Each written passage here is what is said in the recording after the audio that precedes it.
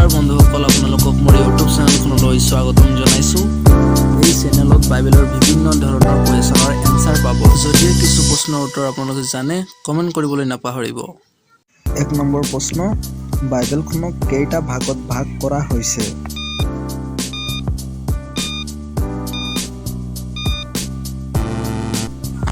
উত্তৰ, দুটা ভাগত ভাগ কৰা হৈছে।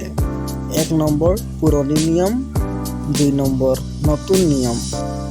২ নম্বৰ প্ৰশ্ন, পুৰণি নিয়মত মুঠ পুস্তক কিমান আছে?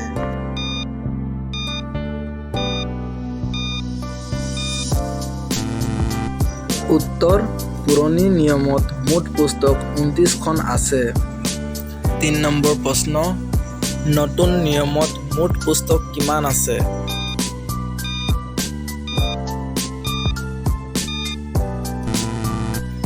উত্তৰ, নতুন নিয়মত মুঠ পুস্তক ২৭খন আছে।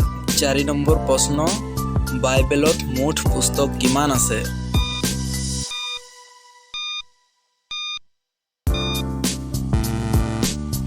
উত্তৰ, বাইবেলত মুঠ পুস্তক ৬৬খন আছে। ৫ নম্বৰ প্ৰশ্ন, মুচিয়ে কিমানখন পুস্তক লিখিছিল?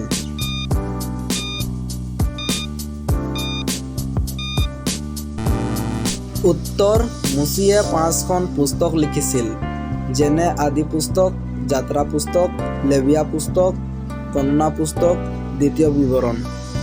ঈশ্বৰে প্ৰথম দিনা কি সৃষ্টি কৰিলে?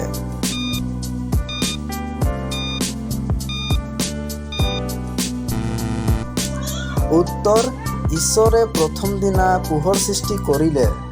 ৭ নম্বৰ প্ৰশ্ন, ঈশ্বৰে দ্বিতীয় দিনা কি সৃষ্টি কৰিলে?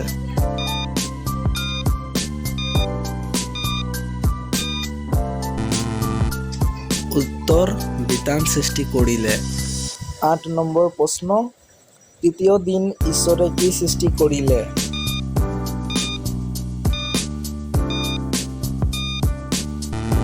উত্তৰ, তৃতীয় দিন ঈশ্বৰে ভূমি, সমুদ্ৰ আৰু বিভিন্ন বৃক্ষ সৃষ্টি কৰিলে। ৯ নম্বৰ প্ৰশ্ন, চতুৰ্থ দিনা ঈশ্বৰে কি সৃষ্টি কৰিলে?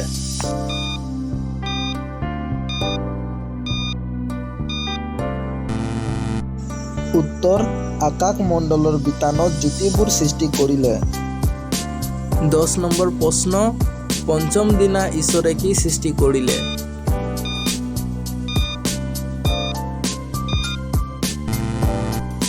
উত্তৰ, পঞ্চম দিনা ঈশ্বৰে বিভিন্ন উৰক জীৱ-জন্তু আৰু জলজন্তুসমূহ সৃষ্টি কৰিলে।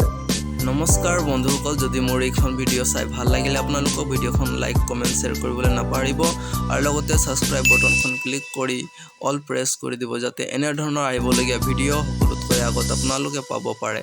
গড ব্লেছ ইউ, জয় মাচিকি, আমেন।